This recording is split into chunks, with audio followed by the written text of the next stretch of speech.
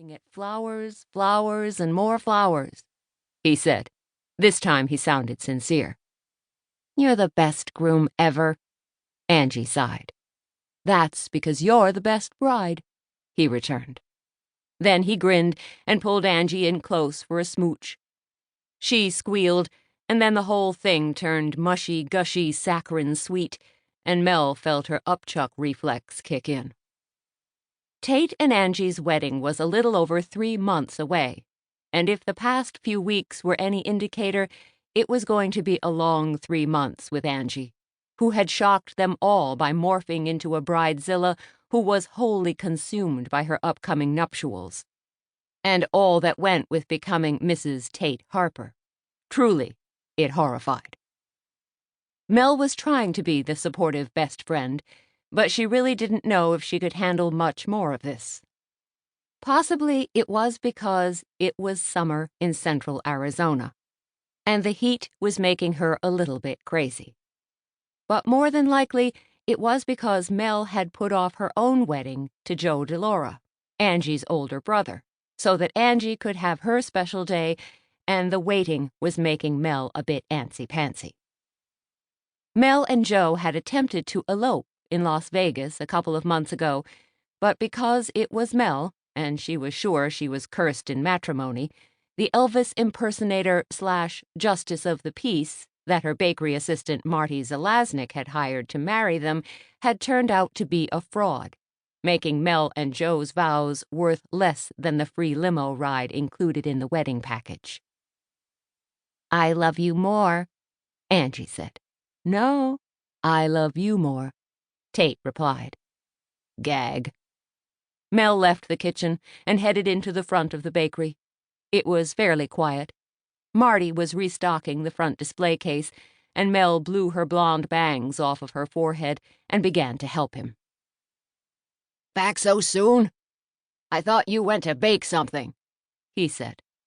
"I started to get a cavity." Marty's bushy eyebrows rose up on his shiny dome, and then Tate and Angie came through the swinging door, holding hands and staring into each other's eyes. "You're beautiful, Puddin' Pop," Tate said.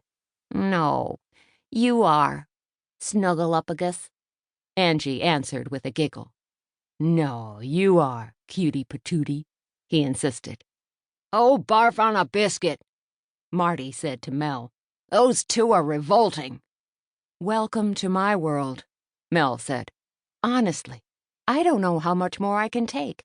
Yesterday, they managed 3 poopsies and 2 schmoopsies in a 5-minute conversation, and I swear I needed an airsick bag." "Tell me when they're gone," Marty said. He shuddered and then turned back to the display case. He looked like he was going to shove his whole body from the shoulders up into the glass case to avoid looking at Tate and Angie as they rubbed their noses together and murmured more lovey-dovey sweet nothings. Mel was not to be abandoned. She wedged herself in beside Marty and helped him offload the chocolate cupcakes with peanut butter frosting that she had baked fresh that morning. Sometimes in life there was nothing better than chocolate cake with a fresh dollop of peanut butter frosting on top. This was one of those moments. "Hey, find your own display case," Marty grumbled at her. He nudged her out of the case. "But this is my display case," she protested. "I was here first," he argued. "Besides, you're the maid of honor. You have to put up with that." Mel gave him a look that she hoped clarified how she would not have a problem pelting him with cupcakes until he surrendered control of the glass barricade between them and the sickening bride and groom. "There are limits to what a maid of honor can manage," she said, "and I draw the line at listening to the two of them call each other Martin?" "Huh?" Marty went to stand and smacked his head on the top of the display case. "Ouch!" Glaring at him over the top of the glass shelving was Marty's current girlfriend, who was also Mel's baking rival, Olivia Puckett, owner of Confections Bakery. She was in her usual blue chef's coat with her gray corkscrew curls bouncing on top of her head in a messy topknot. Marty rubbed his head as he faced the